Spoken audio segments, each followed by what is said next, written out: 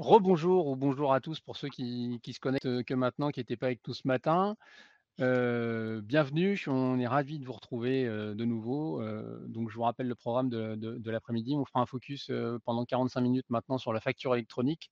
Ensuite, on sera plus orienté sur la fraude et la vérification d'identité et puis on terminera par une session sur le social engineering et l'OSINT. Voilà, mais pour l'instant, facture électronique, vous le savez, il y a 9 jours, la journée de la facture électronique a rassemblé au Palais Brongniart, toute la galaxie de la démat, des éditeurs aux cabinets de conseil en passant par la DGFiP, bien entendu et il y avait ça a rassemblé quand même beaucoup de monde et une chose était assez claire, c'est que la réforme n'a visiblement échappé à personne. Mais quand même, beaucoup d'interrogations demeurent de la part des entreprises, notamment les plus petites, hein, les petites structures évidemment, qui sont les moins bien renseignées.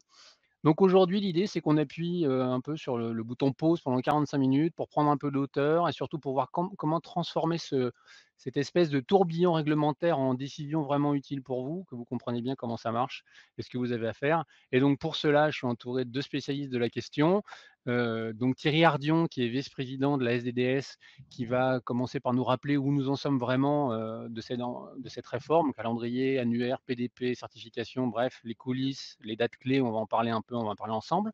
Et puis Pierre Pontier, qui est PDG de Namirial France, sera là aussi pour nous parler PDP, mais aussi KYB, donc c'est Know Your Business. Ce matin, il était essentiellement une question de KYC et Know Your Customer, mais là, ce sera plutôt orienté KYB et IA, et vous verrez que euh, Pierre nous montrera comment le KYB, l'IA, s'invite d'ores et déjà dans la gestion financière des entreprises. Enfin, voilà. Donc, on va essayer de faire le tour de la question en 35 minutes pour garder un maximum de vos questions parce que vous en avez certainement au chaud et puis comme ça, on pourra les prendre à la fin de la session.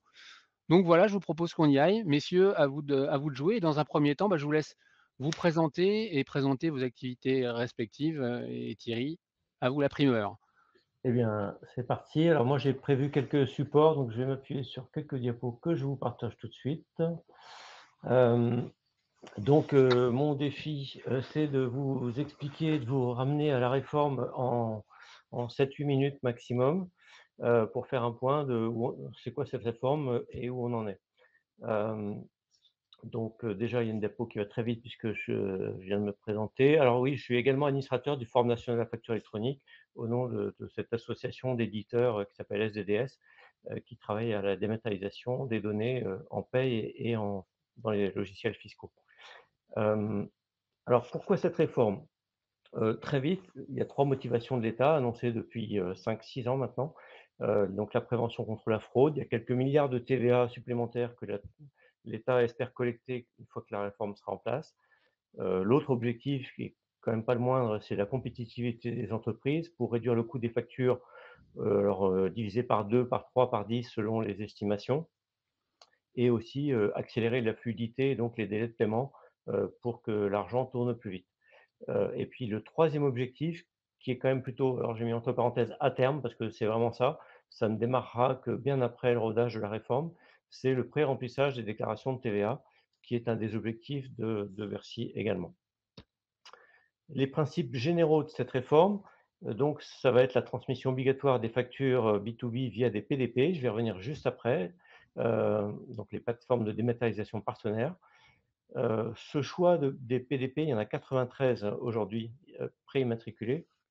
Le choix sera libre, mais il faudra forcément passer par une PDP pour émettre ou recevoir des factures. Une entreprise pourra utiliser plusieurs PDP si elle en a besoin. C'est pas son intérêt de les multiplier non plus, mais si c'est nécessaire, c'est possible. Et tout système informatique qui n'est pas immatriculé PDP, au vu de la réforme, s'appelle un opérateur de dématérialisation, un OD, et donc que ça soit un logiciel de compta ou de facturation, un ERP, une plateforme qui n'a pas, obtenu d'immatriculation, tout ça, c'est des opérateurs de démat et en gros, les opérateurs de démat, ils sont à côté de la réforme et ils sont des intermédiaires entre les entreprises et les plateformes. Donc un OD ne peut pas transmettre ou recevoir une facture sans passer par une PDP. Voilà ce qu'il faut en savoir. Le invoicing, donc c'est l'obligation d'émettre des factures électroniques. Il y a plusieurs formats de factures qui seront possibles et donc il y a 3 formats qui sont au cœur du système qui s'appelle FactureX, UBL et C2I. UBL et C2I, c'est des formats XML assez anciens et largement diffusés. FactureX, c'est un format plus récent qui est un PDF à la norme A3 dans lequel on retrouve les données de la facture au format XML. Donc, au premier abord, ça ressemble à un PDF, donc c'est plus sympa pour les TPE notamment. Et donc, les autres formats seront autorisés, mais ces trois-là, toutes les plateformes sont obligées de les accepter, alors que les autres, il faudra un accord gré à gré, pour tous ceux qui faisaient de l'EDI par exemple, entre l'émetteur et le récepteur. Avec le invoicing, il y a beaucoup d'informations qui vont être transmises à la DGFiP, dont des nouvelles données obligatoires, mais le sirène de l'émetteur, du destinataire, les numéros de facture, les dates, bien sûr, de facture pour contrôler la cohérence date-numéro, les adresses de livraison, ça c'est nouveau également. Et puis la DGFiP collectera également tout le détail des lignes de facture. Pas les codes articles dont il se fiche, c'est pas normalisé, mais tous les libellés des lignes, les quantités, les prix unitaires, les remises, tout. Tout sauf les données métiers. Donc voilà, on va revenir un petit peu au invoicing. Le e-reporting, ça va être obligatoire pour tout le reste des ventes, on pourrait dire ça pour faire simple. Et donc, toutes les informations qui aujourd'hui sont dans des aides de caisse ou dans des logiciels qui sont utilisés pour des ventes à des particuliers ou à l'export, eh bien, il faudra en faire les totaux, totaux des transactions et totaux des encaissements, et les transmettre à la DGFiP via une PDP. Et donc, ça aussi, ça peut être informatisé. Et sinon, sinon, il faudra aller le saisir parce que ne pas être informatisé ne sera pas un alibi crédible.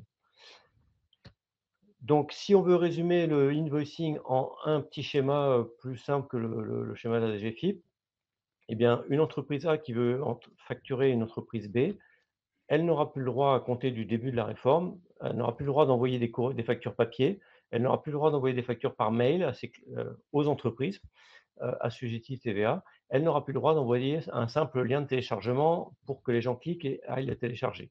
Et donc, elles n'auront plus le droit de faire ça parce qu'elles devront impérativement déposer les factures sur la PDP qu'elles auront choisie. Et cette PDP, qui a été matriculée par l'État, elle a un cahier des charges qui l'oblige à faire pas mal de choses, notamment de faire un contrôle de conformité de toutes les factures qui vont transiter. Ce n'est pas par sondage une fois de temps en temps, c'est bien 100% des factures qui vont être contrôlées au niveau du contenu des factures, de toutes les données obligatoires, et aussi de la cohérence, des dates et des numéros, de vérifier qu'il n'y a pas une même facture qui est envoyée 2 fois que le même numéro, ce qui voudrait dire qu'elle a été modifiée, ce qui est interdit. Et donc, la PDP va contrôler ça, et seulement dans ce cas-là, elle va pouvoir la transmettre.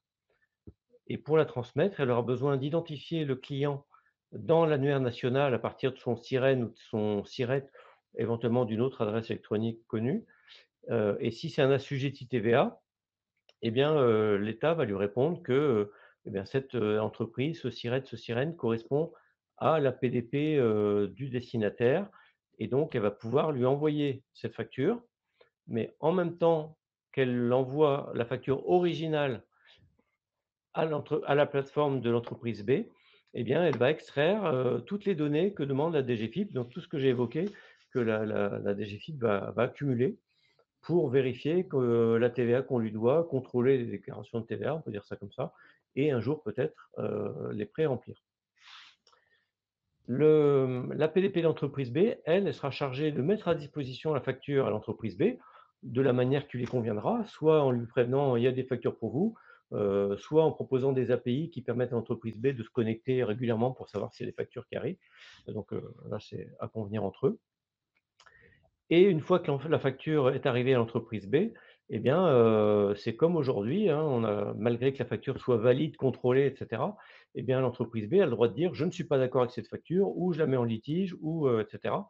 Et donc tout le cycle de vie de la facture va faire un chemin inverse et chaque acteur va mettre à jour le statut au fur et à mesure du cycle de vie de la facture, soit pour dire qu'elle est acceptée, approuvée, soit qu'elle est refusée, soit qu'elle est rejetée quand c'est la PDP de l'émetteur qui dit, «Elle n'est pas conforme», soit pour dire que le paiement est transmis, soit pour dire, pour l'entreprise A, quand c'est de la prestation de service avec de la TVA sur encaissement, elle devra dire: «Eh ben, ça y est, j'ai encaissé la facture de prestation de service», puisque c'est le fait que la plateforme que l'entreprise A dise: «J'ai encaissé la facture» qui va être le fait générateur de la déclaration de TVA. Donc là, la PDP de l'entreprise A enverra un nouveau message à DGFiP pour dire la facture que je vous avais envoyée il y a quelque temps, bah, ça y est, elle est encaissée. Alors Thierry, j'ai juste une question, Oui. je suis l'entreprise A, comment je sais que ma PDP peut dialoguer avec, la PDP de l'entreprise B? Parce Eh que bien, c'est inter eh bien, je vais en parler ah d'accord, pardon, alors un je suis peu allé trop vite. après sur l'interopérabilité.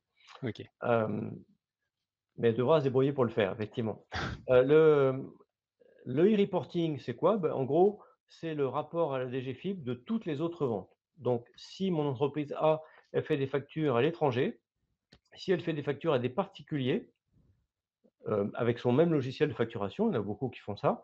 Si elle fait des ventes à des particuliers via des caisses, des terminaux points de vente, des carnets à souches, manuscrits, tout ce qu'elle veut, tout ça, ça reste autorisé.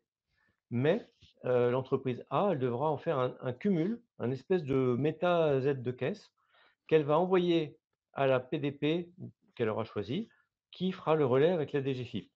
Et elles devront faire cet envoi-là de e-reporting pour les entreprises qui sont au régime réel normal TVA mensuel trimestriel, eh bien, tous les 10 jours, trimestriel une fois par mois, régime simplifié une fois par mois, et franchise de base TVA, donc les toutes petites entreprises, une fois tous les 2 mois. Vous voyez que pour des gens qui aujourd'hui ont une obligation de déclaration de TVA annuelle, là, la fréquence va dans tous les cas augmenter très fort. Et pour toutes les PME, ETI, grandes entreprises, ça sera quand même tous les 10 jours. Voilà le e-reporting. Le calendrier, pour faire très vite, eh bien, ça démarre, il y a eu des petits sursauts ces temps-ci, mais c'est bien confirmé que c'est bien septembre 2026. En septembre 2026, toutes les grandes entreprises et les ETI, donc en gros, pour schématiser, tous les plus de 250 salariés auront l'obligation d'émettre les factures via le e-invoicing, et elles auront aussi l'obligation de faire le e-reporting tous les 10 jours, parce que pour ces tailles-là, ça sera tous les 10 jours. Et donc voilà, donc l'obligation démarre à 100 sur tous les aspects, pour les grandes entreprises et les ETI. Pour les PME, TPE, micro-entreprises, donc tout le reste, eh bien, l'obligation de recevoir, elle démarre également en septembre 2026, forcément, puisque, pour recevoir les factures des grandes entreprises, elles seront bien obligées de, si les unes ont l'obligation d'émettre, les autres ont bien l'obligation de recevoir.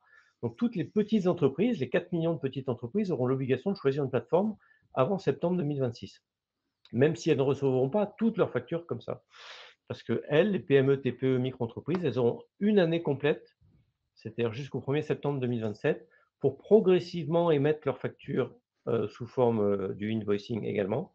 Et donc, elles pourront y aller progressivement, mais elles devront arriver à 100% de leurs factures émises avec ces règles-là au 1er septembre 2027. Et le e-reporting, c'est pareil.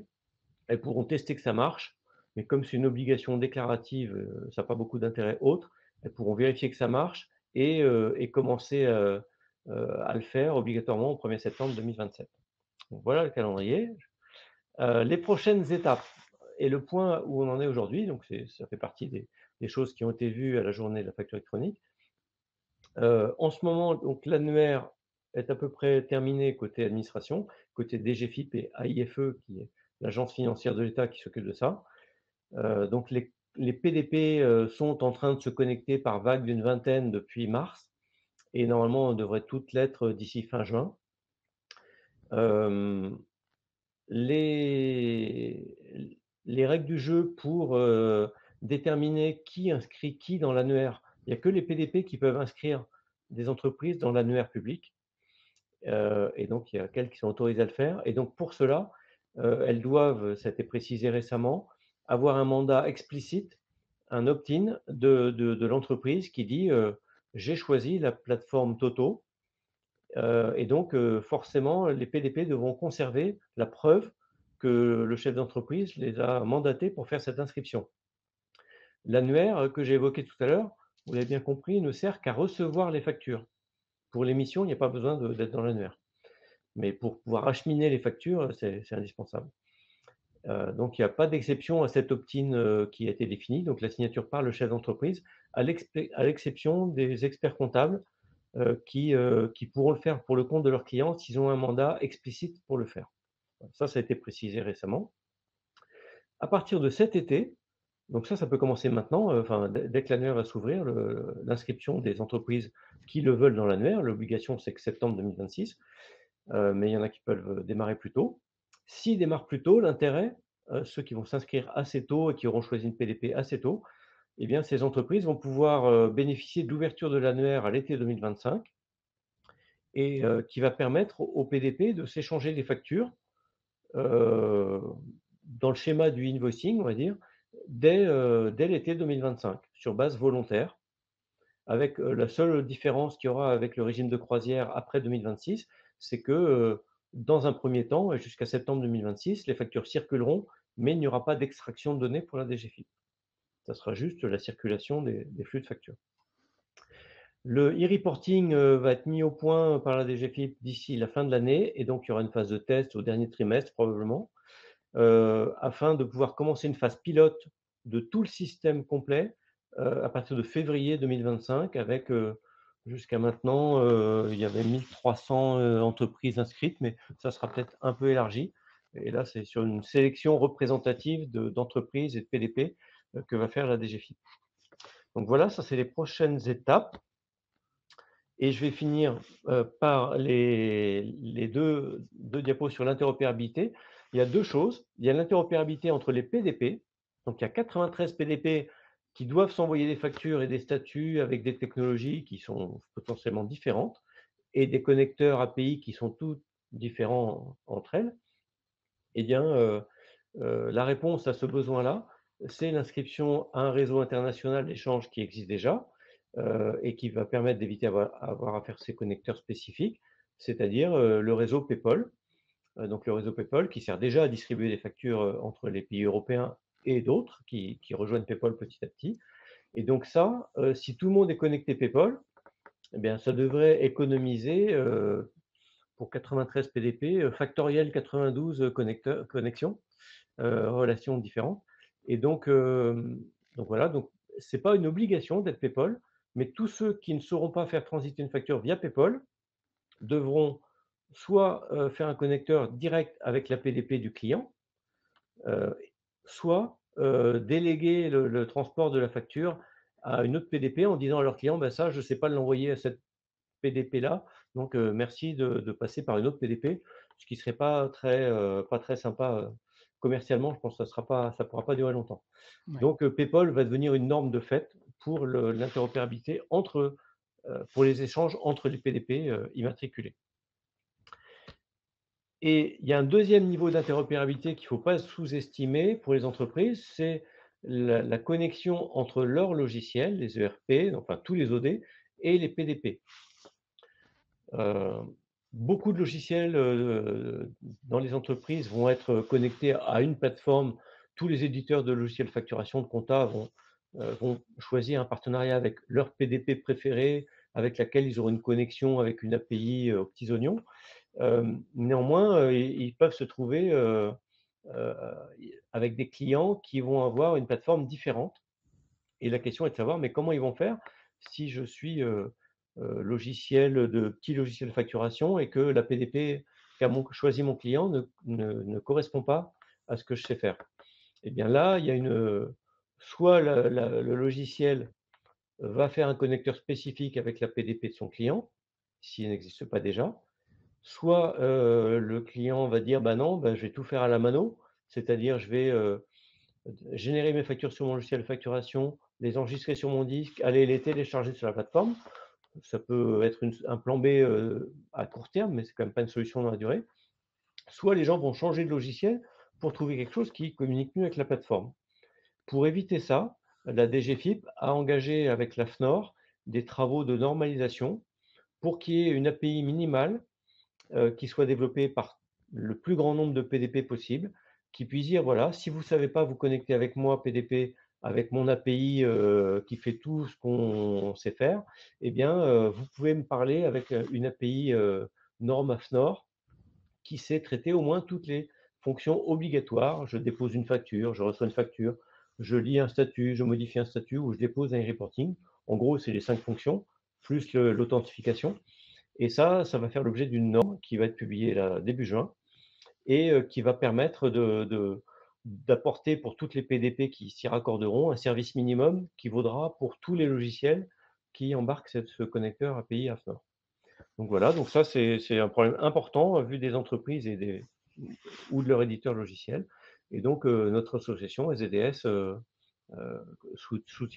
demande même depuis le début la création de cette norme qui sera, alors elle devait être présentée le 22 mai, je crois qu'elle sera publiée que le 3 juin finalement, mais on arrive au bout de la V1. Voilà ce D'accord. que je voulais vous dire. Eh ben, bah, c'est déjà pas mal. Alors j'ai quand même quelques ces questions en suspens, mais d'abord je vais laisser, Pierre nous expliquer, déjà qui est Namirial et comment Namirial s'inscrit dans cette réforme. Voilà, explique-nous. Merci Eric, merci Thierry et merci à tous de vous être joints à nous. Quelques petits mots sur Namirial que j'ai la joie de diriger en France. Donc Namirial est un acteur de la confiance digitale à 360 degrés. Nous sommes prestataires de services de confiance qualifiés dans plusieurs pays européens. Et donc quel est notre rôle là par rapport à la facture électronique? En fait, nous en avons deux. Le premier, c'est que nous sommes nous-mêmes PDP via notre société Digital Technology. Et l'autre point, c'est que nous sommes aussi fournisseurs de briques de confiance pour les PDP. Parce que Thierry a rappelé beaucoup de points et c'était extrêmement complet. Nous sommes ici en train de parler de quelque chose qui va très bien se passer à partir du moment où nous nous posons les bonnes questions et nous garantissons la conformité. Donc c'est vraiment ça et c'est ça le point principal, Eric. D'accord, mais alors justement, quelles sont les choses que ces briques de confiance supplémentaires? Là, tu parles de quoi? Alors, De l'archivage, d'autres choses, d'autres technologies? ça peut être effectivement l'archivage, la conservation des flux des factures, parce que maintenant, en fait, la facture papier n'existe plus. On va parler de données qu'il va falloir tracer. Et quand nous parlons de confiance, nous parlons aussi de la confiance dans les données et aussi la confiance de savoir qui sont mes clients, qui sont mes fournisseurs, avec qui je parle et est-ce que j'ai bien toutes les données. Donc en fait, un des gros points par rapport à cette réforme, c'est une formidable opportunité de faire un peu aussi le ménage dans ces données et de bien s'assurer que nous conservons uniquement la donnée et de la donnée fiable. Donc, et tout ça, donc ça veut dire quoi? Ça veut dire qu'il faut aussi conserver une chaîne de preuves vraiment de bout en bout par rapport à tout ça. Et donc, dans ce cas de figure, il est vraiment important d'accompagner toutes les entreprises qui vont devoir franchir le pas sur cette démarche. Très bien. Alors, Thierry, j'ai, au fur et à mesure, bah, là pareil, hein, Pierre, je pose la question, je me disais aussi, pour, la déclaration, donc voilà, la déclaration, les factures sont faites, la déclaration de TVA est faite, mais j'ai pas encaissé encore moi le paiement de la facture. Est-ce il y a pas un risque de décalage entre le fait que je doive payer la TVA et le paiement de la facture? Bah, en fait, d'abord, il n'y a rien de différent d'aujourd'hui. C'est-à-dire qu'aujourd'hui, si je suis en TVA sur les débits, je dois la TVA dès que je facture, dès l'émission de ma facture, même si mon client m'a pas payé. Et si je suis en prestation de service et que je n'ai pas opté pour les débits, eh bien, je dois payer la TVA. Elle n'est due que quand j'encaisse. Et c'est pour ça que le statut encaissé dans le cycle de vie doit être mis à jour par le vendeur qui doit lui dire j'ai encaissé l'argent. Et au moment où il met à jour ce statut, seulement, il doit la TVA, et la DGFiP sait qu'il doit la TVA. Donc il y a pas de changement, simplement, comme tous ces circuits-là d'information vont beaucoup plus vite, normalement, il y aura moins d'écart entre la créance de TVA et l'exigibilité. D'accord. Alors pareil, tu parlais de la possibilité de choisir plusieurs PDP. Dans quel cas ça peut être intéressant? Alors, bien sûr, l'idéal, c'est quand même d'en avoir qu'une, qui fait tout, hein. Mais, supposons que, j'ai une PDP qui me va bien pour l'essentiel, qui est connectée à tous mes logiciels, sauf un, parce que, je fais de l'EDI avec certains de mes clients et cette PDP-là, ne sait pas traiter l'EDI, qui ne fait pas partie des obligations des PDP et à la limite, c'est un opérateur de démat avec lequel je fais de l'EDI aujourd'hui.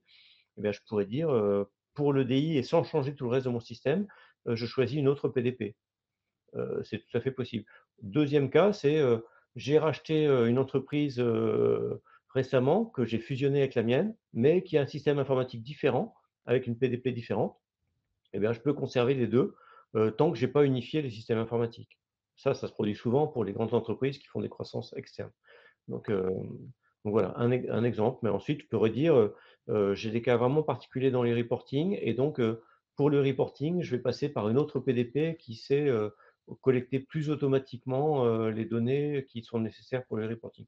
Donc en fait, l'idéal, c'est d'en viser qu'une, mais s'il y a des contraintes ou une situation qui amène à en avoir plusieurs, c'est tout à fait légitime. D'accord. Il y a aussi les contraintes en fonction des différents métiers, hein. Nous pouvons avoir dans une même entreprise des pratiques un peu différentes et à ce moment-là, d'un point de vue, conseil au niveau des PDP, nous pourrions tout à fait imaginer d'avoir plusieurs PDP. Le point vraiment important, là, c'est vraiment trouver des prestataires vraiment de confiance et des prestataires qui puissent vraiment vous accompagner dans cette transformation de cette contrainte en opportunité au niveau notamment du pilotage des flux et des données. Mmh. OK.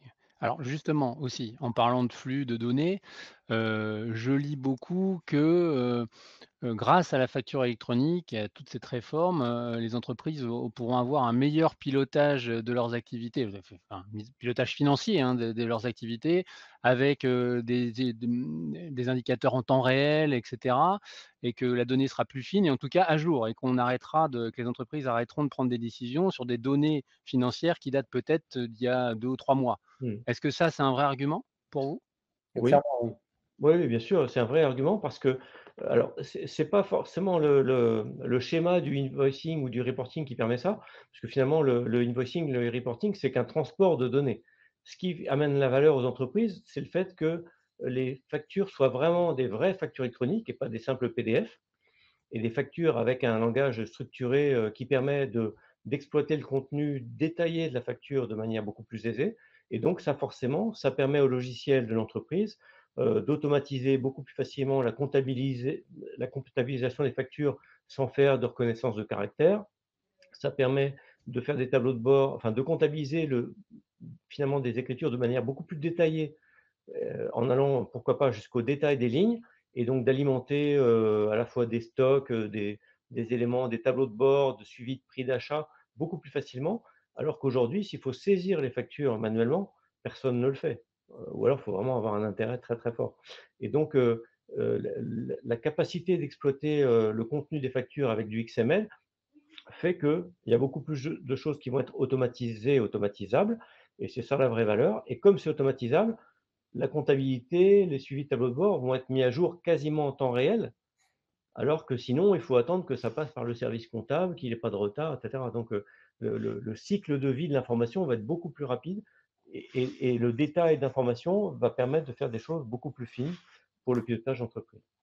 Oui, Donc, et puis il va y avoir un lien aussi avec la facture, avec aussi tout ce qui est pièces justificatives de la facture. Donc, ça va permettre aussi d'alimenter de manière beaucoup plus fine un CRM, par exemple, de lier ça aussi à des contrats, de vraiment savoir où aussi en sont les relations avec les clients et les fournisseurs sur vraiment toute la chaîne de valeur de la donnée. Donc, c'est vraiment une formidable opportunité de vraiment avoir une chaîne de confiance et une chaîne qui soit vraiment fiable de bout en bout et quels que soient les métiers, hein. on peut prendre un autre exemple sur l'automatisation, c'est que dans les statuts du cycle de vie, il y a la gestion des litiges. Alors les plateformes peuvent gérer déjà un dialogue avec le client qui va être complètement tracé sans passer par des mails pour suivre l'historique d'un litige. Et ça, c'est intéressant d'un point de vue de la gestion de l'entreprise, mais aussi le fait de savoir quel est le volume pour une grande entreprise de factures en litige, ça va permettre de dire, bah, j'ai tout ce qu'il faut pour avoir mes provisions créances douteuses en fin d'année beaucoup plus facilement, par exemple. Très bien. Mais je note, hein, je note tout ça, hein. Après, ça alimentera un article, hein, pour résumer. Alors, une autre question dans le même esprit, un peu vrai-faux, parce que, évidemment, les PDP auront un coût, j'imagine, un coût au volume Oui. ou voilà. Alors oui, Alors, oui, bon, très clairement, là, et c'est absolument pas un effet d'annonce, hein. C'est-à-dire que le point, bien évidemment, il y a une contrainte, il y a un coût et il y a un service. Maintenant, alors je vais vous parler assez rapidement d'un retour d'expérience. Donc, nous sommes un acteur de la facture électronique et en Italie, la facture électronique est obligatoire depuis 2019. Donc, au-delà de tout ce qui est vertueux, c'est-à-dire que l'État italien a dit qu'ils ont réduit la fraude fiscale par 2, donc ça, c'est déjà très, très vertueux. L'autre point, c'est qu'au niveau des retours d'expérience, donc en fonction des entreprises, le coût de traitement d'une facture a été divisé de 3 à 10. Donc ça, c'est vraiment un gros point. Après, il y a aussi toute la valorisation aussi de la qualité de la donnée et aussi, effectivement, comme l'a souligné Thierry tout à l'heure, de la visibilité aussi financière de l'état des paiements. Donc, effectivement, ça représente un investissement, mais ça représente un investissement vraiment comme un gage d'efficacité. Si on parle du coût, et là je peux parler au nom de la SDDS où on voit pas mal d'éditeurs, les coûts, effectivement, ils sont de toute façon divisés, hein. Là, on a beaucoup parlé ces temps-ci du coût des plateformes en disant oui, ça va coûter aux entreprises, il n'y a plus le portail gratuit qui était prévu, etc. Néanmoins, personne ne parlait du prix des timbres avant, hein, donc il faut relativiser, ça va être 10 fois moins cher, assurément. Et effectivement, on va arriver à des coûts et c'est ce que vous constatez dans beaucoup de pays qui ont mis en place la facture électronique, vers des coûts à la facture qui tendent vers 0 pour la partie obligatoire. Après, il peut y avoir des plus-values supplémentaires qui sont facturées, et là, c'est normal. Mais sinon, on va tomber à quelques centimes, vraiment, en coût de facture, dans la plupart des cas. D'ailleurs, beaucoup d'éditeurs sont en train, finalement, d'intégrer la plateforme dans leur abonnement de maintenance des logiciels. Donc, c'est pour dire que ça ne va pas forcément se traduire par un coût beaucoup plus élevé pour l'entreprise. C'est simplement que la valeur au total sera beaucoup dans l'automatisation et dans les fonctionnalités qui permettront de le valoriser. Et là, chacun des éditeurs, en l'occurrence, va facturer la valeur qu'il estime légitime, on va dire, pour tout ce qui est automatisation. Mais le coût de la facture, ce n'est pas vraiment un sujet. D'ailleurs, oui, voilà, c'est la tendance du moment. Tout le monde est en train d'inclure la plateforme, le coût d'une PDP dans son offre. Donc, visiblement, il y a quand même quelqu'un qui paye au bout du compte, hein, mais c'est quand même une tendance forte. Oui, c'était ma question, hein, le coût de traitement, malgré la prise en charge du coût de la PDP. Donc de toute Après, façon, il y a quand même une petite alerte à donner, hein. C'est que, alors nous, dans le groupe Isoly, on a une PDP aussi, hein, security.com là, mais en fait, le problème du coût, quand il n'est pas affiché clairement, on sait qu'on paye d'une manière ou d'une autre, je viens de le dire, mais il y a beaucoup de gens qui vont se payer sur des options. Et les options, notamment, dont il faut se méfier le plus, c'est là mon alerte, c'est les paiements. C'est-à-dire qu'il y a beaucoup de plateformes qui vont être gratuites en disant, moi, la plateforme est gratuite. Par contre, l'option paiement pour payer des factures directement depuis la plateforme avec un tel ou tel système, ça, c'est payant.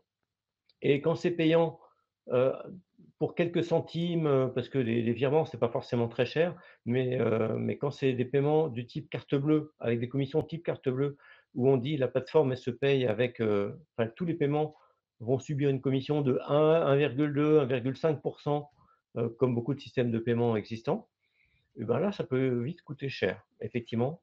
Et donc, il faut se méfier de ça parce que il ne faudrait pas se focaliser sur savoir si la facture elle va coûter 10 ou 15 centimes ou 5, et à côté d'avoir des commissions de paiement qui chiffrent en euros, quoi. Donc voilà, la petite alerte, le point qu'il faut considérer dans l'offre des plateformes.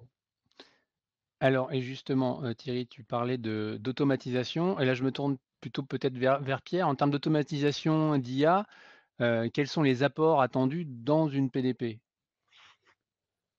Alors, nous parlons à aujourd'hui maintenant d'un flux, hein, et non plus d'une facture. C'est-à-dire qu'à aujourd'hui, s'il y avait une erreur sur une facture, bon, bah, des fois, elle était vue, des fois, elle n'était pas vue, etc. Là, de toute façon, la facture, bah, soit elle est bonne, soit elle est fausse.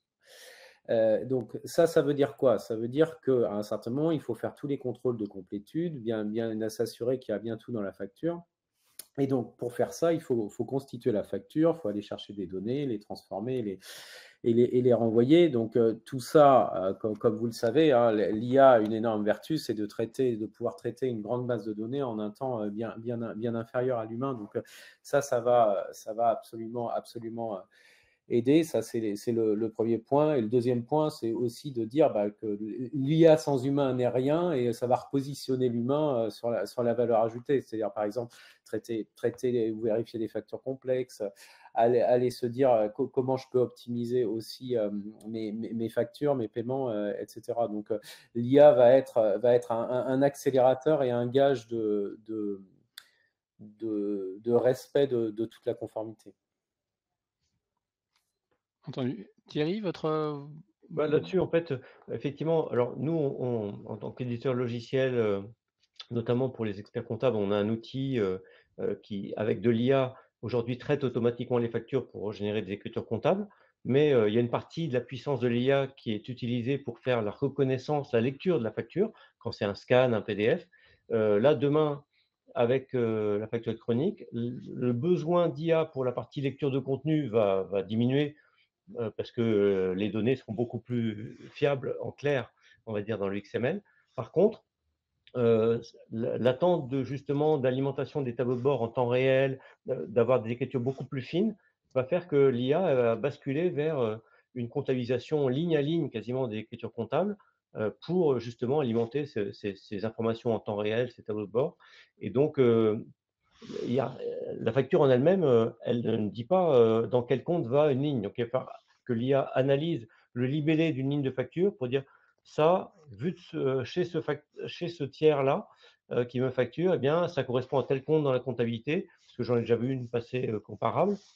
Et petit à petit, l'IA va permettre d'apprendre à faire des propositions pertinentes qui, à un certain moment, vont être totalement automatisées sans contrôle utilisateur. Et à d'autres moments, vont dire, tiens, ça, j'ai déjà vu une facture comme ça, mais c'est quand même pas fréquent. Et je vais demander à l'utilisateur d'interagir pour dire où est-ce que ça va finalement dans ma compta. Et donc, l'IA va aider à automatiser de plus en plus. C'est ce que ça fait déjà, mais là, de manière beaucoup plus fine encore. Le potentiel, en tout cas, beaucoup plus fort. Très bien. Si on en revient aux 80, donc 93 PDP qui sont pré-certifiés, comment? Oui, c'est ça. Elles sont immatriculées provisoirement. Alors, pour le Ah, provisoire vient du fait que elles n'ont pas pu encore démontrer qu'elles se connectent à la totalité du PPF puisqu'il lui n'est pas terminé en fait. Donc, d'accord. c'est pas la faute des PDP là. Alors moi, je vous dis ce que j'ai entendu, à la journée de la facture électronique et avec ceux avec qui j'en ai parlé. Il y en a certains qui m'ont dit: «Oh, de toute façon, demain, on ne sait pas combien il y en aura». Il y en a 93 aujourd'hui, ça se trouve, il y en aura 50, 50 immatriculés vraiment et peut-être dans 2 ans, il y en aura plus que 10. Quel est voilà, quel est votre avis, sur ces sons de cloche que j'ai entendus? Alors, moi, ce que je peux dire déjà, c'est qu'il y en a il y en a et il y en aura encore plusieurs dizaines, c'est certain, dans quelques années. Aucun doute là-dessus, parce qu'il y en a qui sont très spécialisés selon des filières métiers, et cetera. Et donc, c'est pas la même plateforme qui va traiter EDF et puis les agriculteurs du groupe Isagri. Et donc, dans les 93, il n'y en a pas 93 techniquement aujourd'hui. Il y a plusieurs PDP qui ont fourni d'autres PDP qui ont monté un dossier en marque blanche d'une PDP technique. Donc, peut-être qu'aujourd'hui, il y en a déjà en réalité que 60-70 techniquement parlant. Et il y a des entreprises qui ont voulu avoir la PDP à leur nom, qui ont fait un dossier d'immatriculation qui s'appuie sur le dossier technique d'une autre PDP. C'est possible, c'est tout à fait légal. Et donc, après, effectivement, je pense que le marché, le nombre diminuera probablement parce que déjà, les reports qu'il y a eu font qu'il y a des gens qui ont investi et qui ont du mal à supporter, à financer leurs investissements tant qu'il n'y a pas un retour économique avec l'obligation. Et donc, voilà, moi je pense qu'il y aura forcément un ménage qui va se faire, mais comme toujours, on va dire, sur tous les nouveaux marchés. Ah Mais il y aura sûrement une dizaine. assez pragmatiquement, hein, effectivement, il y a eu des effets d'aubaine. Effectivement, avec le temps, le marché va arriver aussi à maturité. Il faut s'attendre, oui, peut-être à une rationalisation. Après, il y a tellement de cas d'usage disponibles qu'il y a vraiment de la place pour beaucoup d'acteurs et c'est via cette multiplicité de cas d'usage aussi que se feront les spécialisations dans les PDP. Oui, oui, effectivement, les cas d'usage, Pierre a raison, c'est vraiment important. C'est qu'il y en a probablement une quarantaine, dont l'autofacturation dans les plus courants, et cetera. Et les PDP n'ont pas l'obligation de traiter 100% des cas d'usage. Donc, selon les métiers, il se peut que ça oriente vers tel ou tel PDP. C'est un point de vigilance pour les entreprises qui se préparent. Et donc, je pense effectivement que il y a un ménage naturel qui va se faire, mais il y aura quand même du boulot pour beaucoup de monde. Il y a quand même 3 milliards de factures à faire circuler, hein, chaque année. Ouais. Mais alors justement, pour ceux qui nous écoutent et qui ont à choisir une PDP, donc ce choix se fera en fonction de la filière métier finalement? Pas tellement en fonction d'autres choses, enfin en fonction du secteur d'activité ou des cas, Pas, particuliers, pas, non?